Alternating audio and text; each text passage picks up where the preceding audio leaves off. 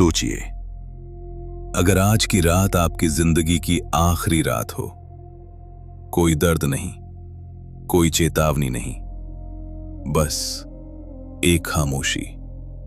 और फिर आप अपनी आंखें खोलते हैं, लेकिन आप बिस्तर पर नहीं हैं, आप ऊपर हैं, हवा में, छत के पास। नीचे एक अस्पताल का कमरा है, मशीनें बीप कर रही हैं, डॉक्टर घबराहट में निर्देश दे रहे हैं, और वहां एक शरीर पड़ा है, वही शरीर जिसे आप अब तक मैं कहते आए थे।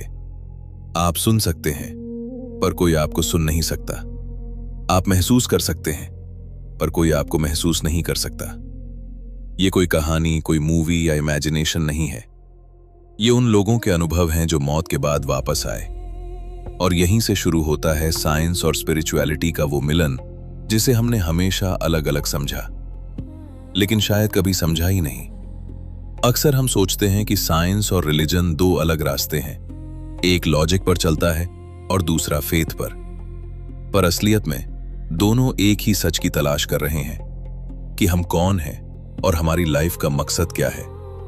आज हम मौत और उसके बाद की उस मिस्टीरियस दुनिया के बारे में बात करेंगे जिसे अब मॉडर्न साइंस भी इग्नोर नहीं कर पा रहा है। दरअसल मौत कोई अंत नहीं, बल्कि एक ट्रांजिशन है। डॉक्टर रेमंड मूडी ने अपनी पायनियरिंग रिसर्च में ऐसे सैकड़ों लोगों का इंटरव्यू लिया जो क्लिनिकली डेड डिक्लेयर होने के बाद वापस आ गए। उन सबकी स्टोरीज में एक अजीब सी सिमिलैरिटी थी, एक अंधेरी टनल से बहुत तेजी से गुजरना और फिर अचानक खुद को अपनी बॉडी से बाहर देखना। डॉक्टर जॉर्ज रिची की मिसाल तो सबसे अलग है। 1943 में उन्हें डेड डिक्लेयर कर दिया गया था, पर उनका अनुभव था कि वो अपनी बॉडी से बाहर निकलकर पेड़ों के ऊपर लगभग साउंड की स्पीड से उड़ रहे थे। उन्होंने एक बीइंग ऑफ लाइट देखा, एक ऐसी रोशनी जिसकी इंटेंसिटी का अंदाजा लगाना मुश्किल है। उस बीइंग ने रिची से बिना बोले एक सवाल पूछा जो हम सबके लिए एक वेकअप कॉल है, तुमने अपनी जिंदगी के साथ क्या किया? उस पल रिची ने अपनी पूरी जिंदगी एक पैनोरामिक व्यू में देखी। हर छोटी बड़ी बात, हर वो काम जो उन्होंने लाइट या अंधेरे में किया था, सब कुछ वहां हाजिर था। ये केस साफ इशारा करते हैं कि सोल बॉडी से बिल्कुल अलग है। हैरानी की बात यह है कि यह सिलसिला सिर्फ मौत तक नहीं रुकता। प्रोफेसर इयन स्टीवेंसन ने दुनिया भर में ऐसे 2000 केसेस स्टडी किए जहां नन्हे बच्चों को अपनी पिछली जिंदगी की बातें याद थीं।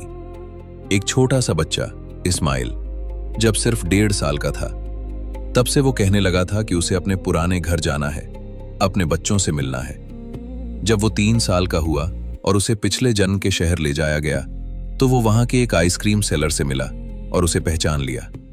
इस्माइल ने कहा, मुझे आइसक्रीम के पैसे मत दो, क्योंकि पिछले जन्म में तुम मुझसे सब्जी खरीदते थे और तुम्हारे ऊपर अभी भी मेरा उधार बाकी है।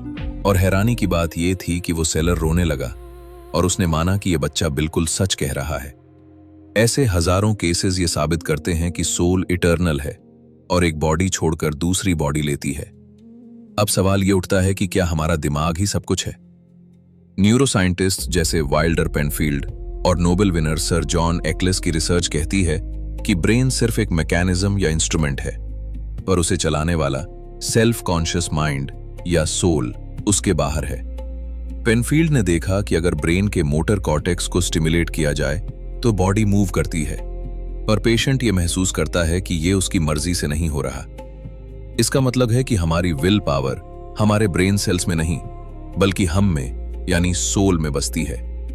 आइंस्टाइन और मैक्स प्लैंक जैसे महान साइंटिस्ट्स ने भी माना है कि कॉन्शियसनेस ही प्राइमरी रियलिटी है। असल में हमारी लाइफ की सबसे बड़ी मुश्किल है आइडेंटिटी क्राइसिस। हमने पूरा ब्रह्मांड खोज लिया, पर अपने आप को खोजना भूल गए हैं।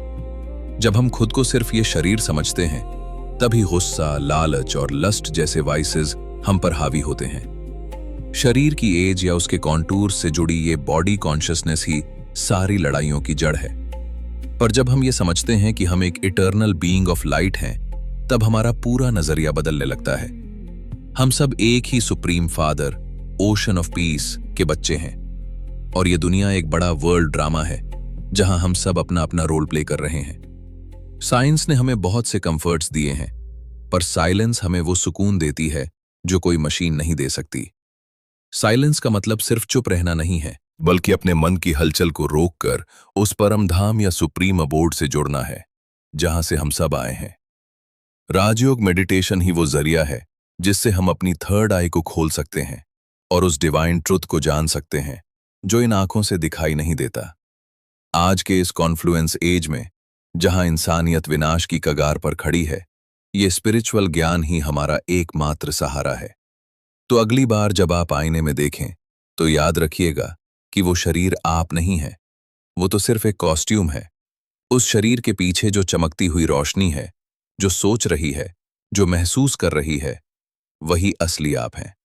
एक ऐसी सोल जो कभी नहीं मरती, जो हमेशा से थी और हमेशा रहेगी।